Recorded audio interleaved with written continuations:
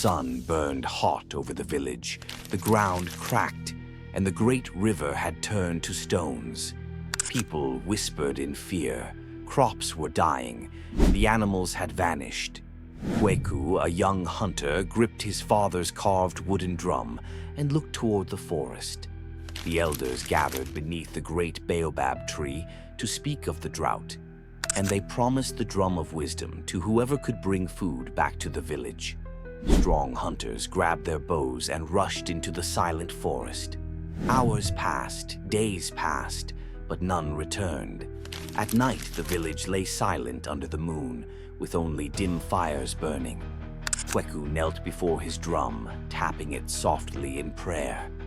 At sunrise, he slung his bow across his back and stepped into the forest alone. The forest was silent, with no animals in sight. Kweku walked carefully through tall grass and thick vines. Sweat dripped down his brow, but he did not stop. He reached the dry riverbed where only cracked stones remained. Sitting down, he pulled out his drum and began to play, the rhythm echoing into the silence. A shadow moved in the bushes, and from the leaves stepped a wise old tortoise with glowing eyes. "You play with respect," the tortoise said. Kweku lowered his bow and listened. The tortoise turned and began walking into the deep forest, and Kweku followed, stepping over roots and pushing through vines. The trees grew taller and darker the deeper they went, and glowing eyes peeked from the darkness, watching silently. The air grew cooler and smelled of wet earth.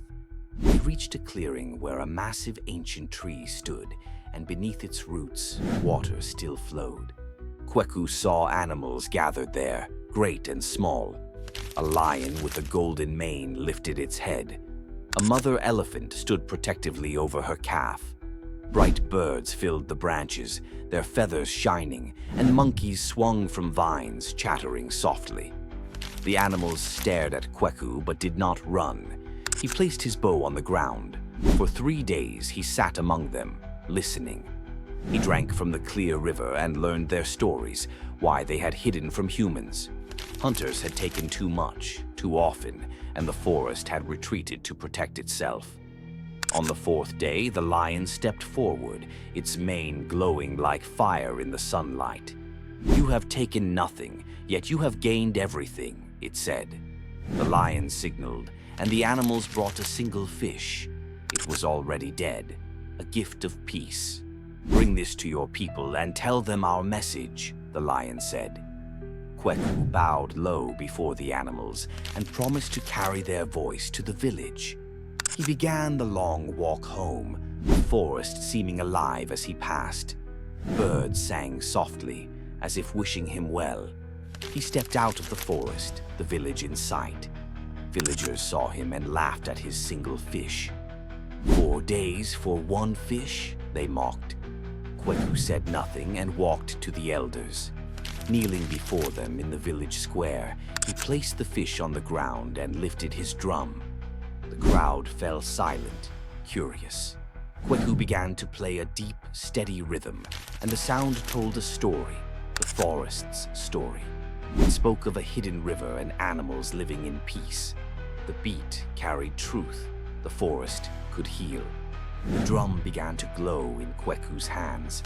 A warm wind rose, swirling dust and leaves.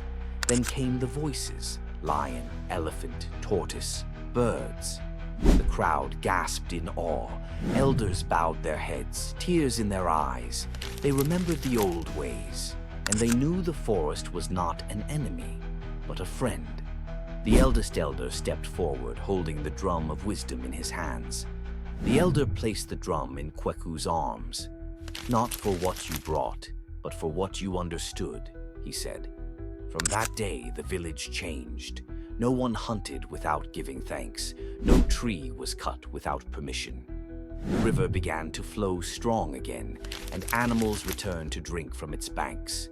Children played in the shallow water, and the forest came alive with sound once more. Kweku became more than a hunter. He became the voice between man and nature. He played his drum to keep the peace. The animals listened and the people listened too. Years passed, but the bond remained. Even today, they say the drum still speaks, carrying the voices of the wild. If your heart is quiet, you might hear it. Boom, ba-boom, ba-boom, boom. The heartbeat of the forest still lives on. And so the hunter's story will never be forgotten. Long after Kweku was gone, the people still told his story. They told it under the baobab tree. They told it by the river. They told it when the drums played at festivals. The forest remembered too. The animals still came to the secret river. The lion's descendants still watched over the land. The drums still glowed when played with respect, and every beat carried the same promise. Man and nature must walk together. The forest will give if you listen. Boom, ba boom, ba boom boom, the heartbeat of the earth itself. And so the story ends as it began, with a hunter, a drum, and a forest full of life. The voices will never fade. They will always be carried on the drumbeat. If you listen, you will hear them too, for the forest never forgets.